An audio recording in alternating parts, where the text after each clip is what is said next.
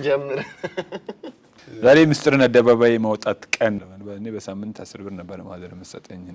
ማስፖርት የሚባል ነገር በማይታወቅበት ዘመን ነው እኛ እየተሰባሰብን መስራት የጀመርነው። በግራና በቀኝ ከበቡን እንጂ ጀልባ የሚቀዝፈው ሰው ዝም ብሎ ድምጽ ሲሰማ መጥፎ ነው ብሎ ያሳቅቃል።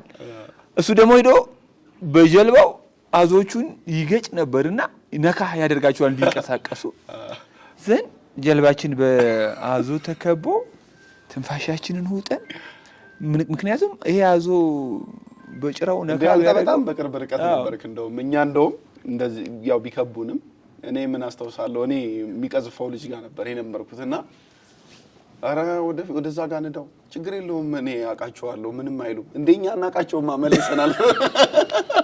ወይኔ ነፃነት የመታይመት ነው። ከተማሽ በጣም ብዙ አስተማሪዎች አሊ ሸርመካ እሳቸው ዳይሬክተር ነበሩ ምናምንና ማንኛውም ተማሪ ሲያስቸግር ቆይ ነፃነት ይምጣላችሁ ነበር የሚባለው። አንዳንድ ጊዜ ሰዎች ሶሻል ሚዲያ ላይ ወጥተው ትንሿን ነገር አግዝፈው ምናምን ሊያደርጉት ይችላሉ። እኛ ደግሞ በጣም ግዙፍ ነገር ይዘን ዝም ብለን አንገታችንን ደፍተን ስራው ብቻ እንዲያወራ የምንፈቅድባቸው ሞመንቶች አውጣው። እንደ ሀገር ደረጃ ሰነድ ተዘጋጅቷል። ሰነድ ኢን ሴንስ ይሄ ኦኤስ ይባላል፣ ኦኩፔሽናል ስታንዳርድ ወይም የሙያ ደረጃ ምዘና ማለት ነው።